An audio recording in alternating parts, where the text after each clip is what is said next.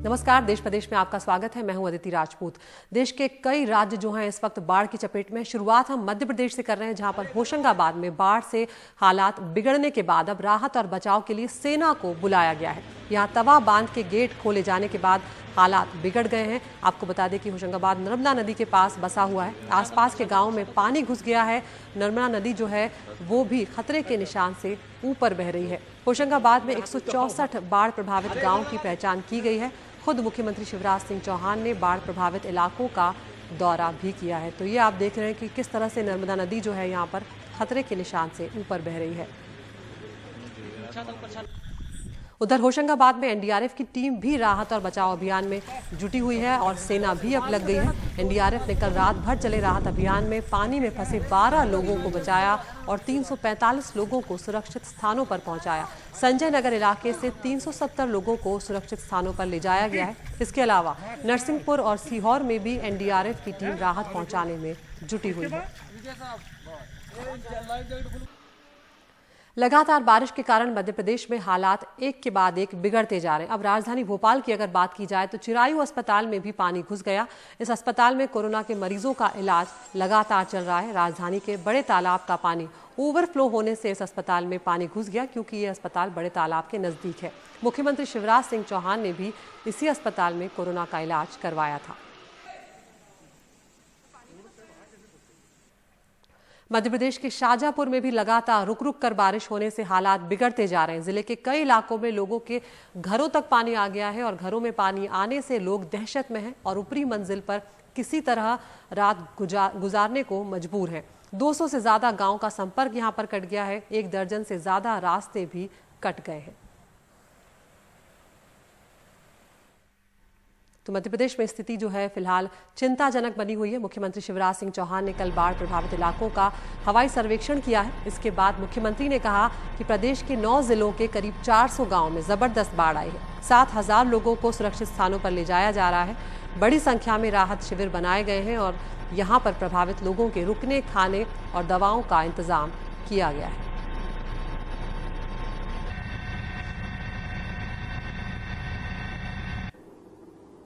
मेरी सभी समाज सेवियों से अपील है, हमारे नौजवान साथियों से अपील है, विभिन्न संस्थाओं से अपील है कि संकट के समय बचाव और राहत के कार्यों में वो प्रशासन के साथ जुटे। भोजन, पानी, चाय इत्यादि की व्यवस्था भी प्रशासन के साथ मिलकर सभी समाजसेवी, उत्साही नौजवान विभिन्न संगठन करें। पूरी हिम्मत के साथ हम इस प्राकृतिक आपदा का मुकाबला करेंगे और इसमें से सुरक्षित निकलेंगे। ईश्वर की कृपा से, नर्मदा मैया की कृपा से सब ठीक होगा। तो बारिश और बाढ़ के मौके पर खासकर चेतावनी दी जाती है तटीय इलाकों में कि वहां पर लोग ना जाएं, वहां से दूर रहें, लेकिन उसके बावजूद कई बार लोगों से लापरवाहियां हो जाती है। ओडिशा की बात करते हैं, जहां पर जाजपुर में ब्रह्माणी नदी की धार में एक युवक को घंटों की मशक्कत के बाद बचा लिया गया। 18 साल का चंदन बेहरा काफी दूर तक बहने के बाद एक पेड़ के सहारे लटका हुआ था। फायर ब्रिगेड के कर्मचारियों ने रात 9 बजे बचाव अभियान शुरू किया और कई घंटों की मेहनत के बाद युवक को बचा लिया गया।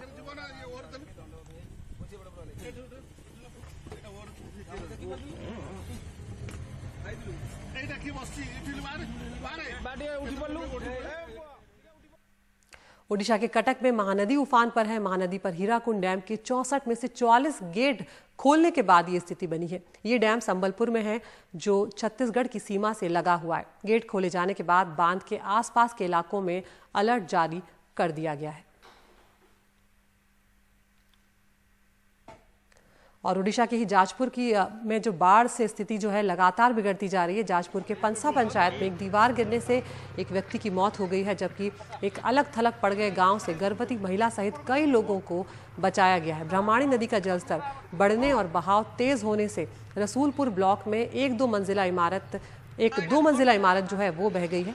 बाढ़ से जाजपुर बिंजारपुर, दशरथपुर, बारी, रसूलपुर, कोरई और धर्मशाला के 2 लाख से ज्यादा लोग प्रभावित बताए जा रहे हैं। ये भी कहा गया है कि 45 पंचायतों के करीब 85 गांव पिछले 2 दिनों से अलग थलग पड़ गए हैं। उनका संपर्क बाकी इलाकों से टूट गया है।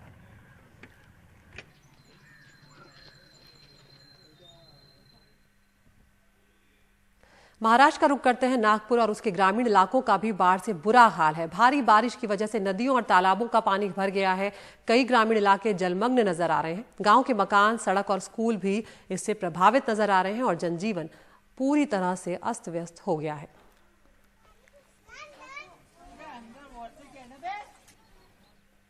और अब खबर जम्मू कश्मीर से। यहां पर सांबा सेक्टर में अंतर्राष्ट्रीय सीमा पर आतंकियों की बड़ी साजिश सामने आई है। यहां पर एक 25 फुट लंबी सुरंग मिली है जिसका फायदा उठाकर आतंकी बड़ी वारदात को अंजाम दे सकते थे, लेकिन बीएसएफ के जवानों ने समय रहते इस साजिश को नाकाम कर दिया। भारत और पाकिस्तान के बीच इंटरनेशनल बॉर्डर पर सांबा सेक्टर में यह सुरंग दिखी। पाकिस्तान की मदद से 25 फीट लंबी और 3 से 4 फुट चौड़ी सुरंग तैयार की गई थी। बीएसएफ जवानों को गश्त के दौरान इसका पता चला। सुरंग में पाकिस्तान के शहर कराची और सकरगढ़ में बनी बालू की बोरियां मिली। टनल करीब 150 गज जीरो लाइन से इंडियन साइड में खुद चुकी है और इंडियन साइड में जो इसका माउथ है, यहाँ पर एग्जिट है, वहां पर प्रॉपरली सैंड बैग्स लगा के इसको रीइंफोर्स किया हुआ है और उन सैंड बैग्स के ऊपर प्रॉपर पाकिस्तान की मार्किंग है जिसके ऊपर कराची लिखा हुआ है, फैक्ट्रीज के नाम लिखे हुए हैं, शकरगढ़ लिखा हुआ है, शुगर फैक्ट्री का नाम लिखा हुआ है। ऐसा नहीं है कि अंतर्राष्ट्रीय सीमा पर पहली बार ऐसी कोई सुरंग मिली हो, बल्कि पिछले 8 सालों में 8 सुरंगें मिल चुकी है जिसके जरिए आतंकी आते जाते रहते हैं। बीएसएफ का कहना है कि बॉर्डर एरिया में इतनी बड़ी सुरंग पाकिस्तानी रेंजर्स और दूसरी एजेंसियों की मदद के बिना नहीं बन सकती। यह सुरंग पूरी प्लानिंग और इंजीनियरिंग के साथ बनाई गई थी। इसको समय रहते बीएसएफ ने पाक के नापाक मंसूबे को विफल कर दिया। ये हमको काफी देर से कुछ हमारी एजेंसीज द्वारा हमको इनपुट्स मिल रहे थे कि सांबा एरिया में टनल का एग्जिस्टेंस है। अकॉर्डिंगली हमने कुछ एक स्पेशल टीम्स बनाई थी और उन टीम्स को सर्च ऑपरेशंस के ऊपर डाला हुआ था। तो कल जो है एक टीम को काफी सफलता मिली है जब उन्होंने इस टीम को ढूंढ निकाला, इस टनल को ढूंढ निकाला है। बीएसएफ इस सुरंग पर पाक रेंजर से विरोध दर्ज करेगा, साथ में आगाह भी करेगा कि पाकिस्तान ऐसी हरकतों से बाज आए। नई दिल्ली से राजीव रंजन, एनडीटीवी इंडिया। झीरम हत्याकांड मामले में छत्तीसगढ़ सरकार की ओर से गठित एसआईटी ने जांच शुरू कर दी है। इस मामले पर राजनीति भी तेज हो गई है। कांग्रेस पहले से ही एनआईए की जांच पर सवाल उठाती रही है। झीरम हत्याकांड की एसआईटी जांच के लिए दरभा थाने में अर्जी दी गई। एनआईए ने अलग से जांच से इनकार किया तो सरकार ने जांच एसआईटी को सौंप दी। बस्तर जिले की झीरम घाटी में 25 मई 2013 को नक्सलियों ने कांग्रेस की परिवर्तन यात्रा पर हमला किया था, जिसमें प्रदेश कांग्रेस अध्यक्ष नंद कुमार पटेल, पूर्व नेता प्रतिपक्ष महेंद्र कर्मा और पूर्व केंद्रीय मंत्री विद्याचरण शुक्ल समेत 29 लोगों की मौत हो गई थी। एनआईए ने मामले की जांच की, लेकिन 7 साल बाद अब राज्य की एसआईटी नए सवालों के जवाब ढूंढ रही है। 25 मई 2013 को जो घटना हुआ है, उस घटना में जो भी व्यक्ति उस समय प्रत्यक्ष रूप से जो घटनास्थल में उपस्थित थे, उन लोग सबसे संपर्क करके उनके बयान दर्ज करने के लिए अभी कार्रवाई की जा रही है, ताकि वो घटना की एक चीज़ जोड़ सकता है और उसी हिसाब से आगे प्रकरण बढ़ सकता है। और उस समय जो घायल थे, ये सुरक्षा में जो हमारा अधिकारी कर्मचारी तैनात थे और भी अन्य जो व्यक्ति जो उस समय घटना स्थल में उपस्थित थे, उन सबका बयान ली जा रही है। और यदि किसी भी गवाह का यदि सुरक्षा का विषय को लेकर यदि कोई किसी प्रकार की चिंता है, और स्थानीय पुलिस उसका परीक्षण करेगा और उस हिसाब से अग्रिम कार्रवाई की जाएगा। नए सबूतों की तलाश में मलकीत सिंह जैसे पुराने गवाहों को लेकर एक बार फिर घटनास्थल पर जाया जा रहा है, बयान लिए जा रहे हैं। हमें एनआईए की जांच पे बिल्कुल कोई विश्वास नहीं है और वो जांच को हम सरे से निकाल देते हैं। हमारे आज मुख्यमंत्री भूपेश बघेल जी जो शुरू से जब प्रदेश के अध्यक्ष थे, तब से उन्होंने इस चीज़ों में बहुत गंभीरता से लिया है और जैसे ही हमारी सरकार बनी सरकार बनने के बाद एसआईटी का गठन किया है कि तत्कालीन मुख्यमंत्री रमन सिंह जी और आईपीएस अधिकारी मुकेश गुप्ता जी प्रमुख भूमिका में थे। तो मैं चाहता हूं उनको खुद सामने आकर नार्को टैक्ट की मांग करनी चाहिए। कांग्रेस के आरोपों पर बीजेपी पलटवार कर रही है। घटना के प्रत्यक्षदर्शी हैं और सभी के लोगों के जो अभिमत हैं वो अलग अलग आ रहे हैं और लोग किस तरीके से तथ्यों को छुपा रहे हैं इस पर भी उनको जाना चाहिए।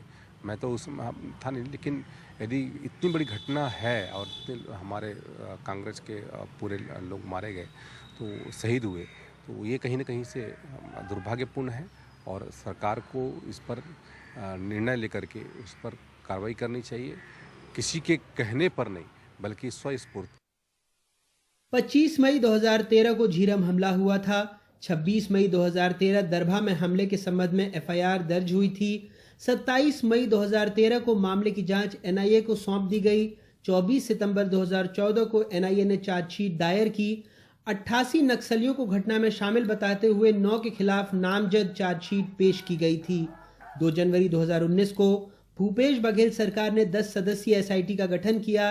25 मई 2020 झीरम पीड़ितों की शिकायत पर दरभा में नई एफआईआर दर्ज हुई।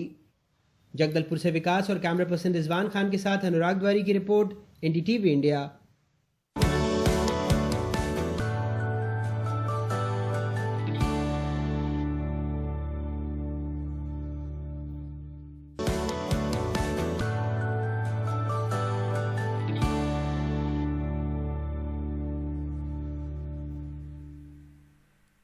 कोरोना के बीच में कई दुखी करने वाली खबरें आई, लेकिन कुछ ऐसी खबरें भी आईं जिन्होंने दिल को छू लिया।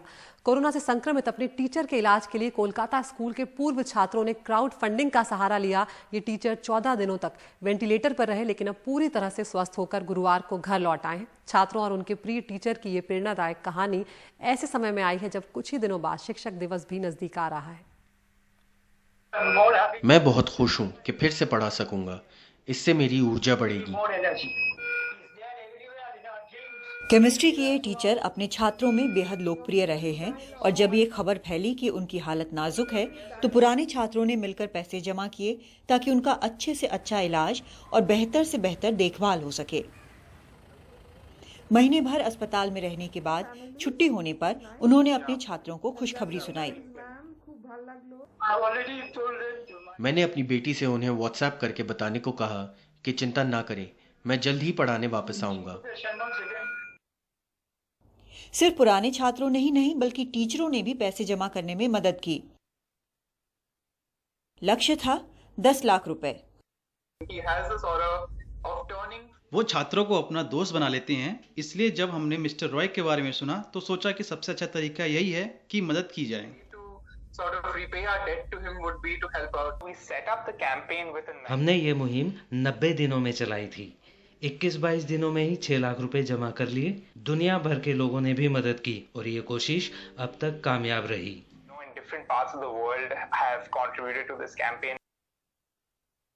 हर पैसे की जरूरत है। जब उनके फेफड़ों में तकलीफ हुई तो अस्पताल बदलने पड़े। Extra corporeal membrane oxygenation machine या ECMO लगा हुआ था। इस पर वो 11 दिन रहे और लगभग इतने ही दिन वेंटिलेटर पर। हमें खुशी है वो एक टीचर है।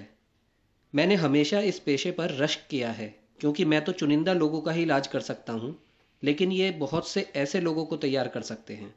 इसलिए एक टीचर को इस काबिल करना कि वो दोबारा पढ़ा सके हमारे लिए बहुत ही तारीफ के काबिल है। सुब्रत रॉय 17 अगस्त को 47 साल के हो गए।